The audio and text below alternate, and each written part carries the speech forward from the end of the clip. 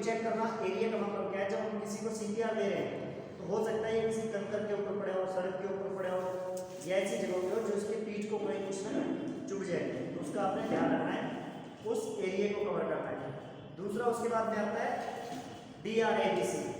D का मतलब danger, की कोई किसी दूसरे संपर्क के बिजली के संपर्क के साथ तो नहीं है।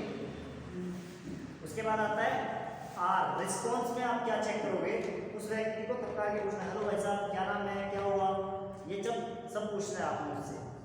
अगर ये कोई रिस्पॉन्स नहीं दे रहा, उसके बाद में फिर आपने शॉर्ट फॉर हेल्प, मतलब अपना फोन से या किसी को भी आवाज लगा के आपने उसको बुलाना है, चाहे वो जैसे भी आए।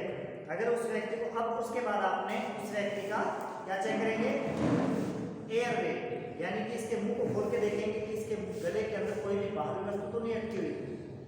क्या क्या हो सकता है, जैसे कि उल्टी है, खून है, लाल है, उसके अपने बनावटी दांत हैं, या हो सकता है कोई ट्रेवल या यात्रा के अंदर है, उसके गले के अंदर कोई भी, जैसे कि गुटखा भी हो सकता है, च्युइंगम भी हो सकती है, कुछ भी हो सकता है। अब क्लीन करना है। उसके बाद आता है B। ब्रीदिंग के अंदर आता है किसका सांस चेक करना, ये रहा आपका फिंगर से। उसके बाद में आता है look, listen and feel.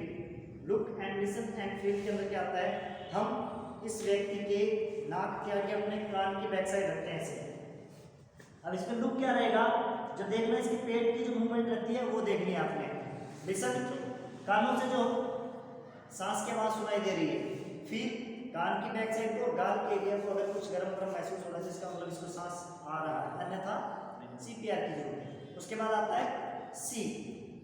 Circulation of blood. तो इसमें बगैर टाइम वेस्ट किए आपने किसी के हाथ पैर को नहीं छोड़ा, डायरेक्ट कैरोटिड पल्स के दाईं ओर या बाईं ओर हाथ रखना है, महसूस करना है। उसके बाद में फिर दाईं साइड बैठिए या बाईं साइड, कोई सी भी साइड, हाथों को इंटरलॉक कीजिए साइड से, छाती के मध्य रखना है और प्रेस करना है। लेकिन ध्यान रखिएगा कोहनी आपकी मुंडी नीचे सीधी होनी चाहिए। मान लीजिए इस टाइप का कोई जगह बन जाती है, तो वहां पे हम क्या करेंगे, इसको जमीन के ऊपर लेटा लेंगे और उसके बाद में इसको सीपीआर देंगे। तो ये रहता है सीपीआर देने के लिए।